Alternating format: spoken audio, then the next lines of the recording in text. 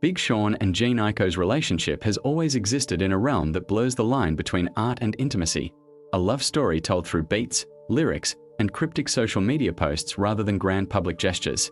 On the surface, their romance seems like a modern fairy tale, two artists bound by music, spirituality, and shared pain.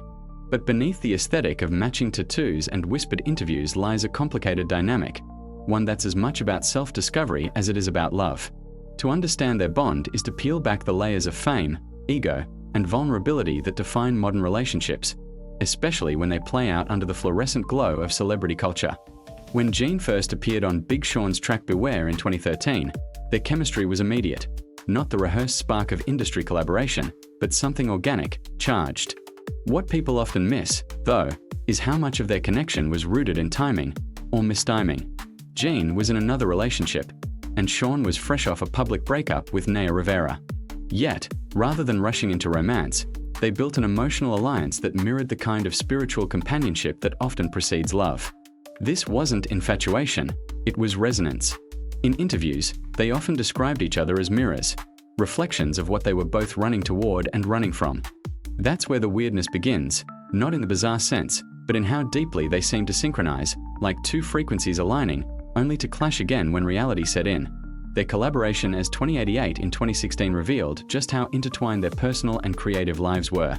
The album wasn't just a musical project, it was a coded diary, a dramatized version of their own chaos.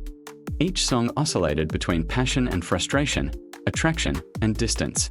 Fans thought they were witnessing two artists playing characters, but in truth, the characters were masks for what was real.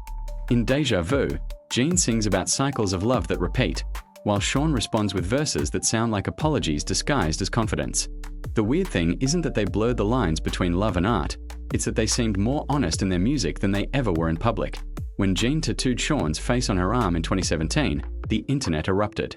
To many, it was an act of obsession, but to her, it was something spiritual, a manifestation of permanence in a world defined by impermanence. Yet, when they broke up a year later, it was as if that tattoo became a relic of a different reality, one that existed only between studio sessions and late-night texts. What people missed was how that tattoo wasn't about ownership, but devotion, a symbol of how Jhené tends to love with complete surrender.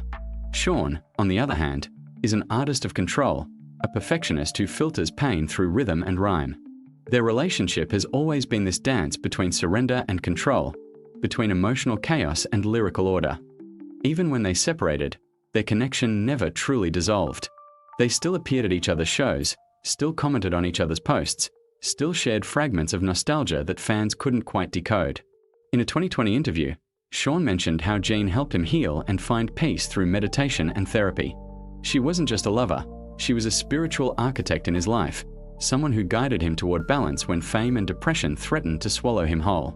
But the strange part is how that same closeness seemed to pull them apart at times, as if being each other's mirror was too intense, too revealing.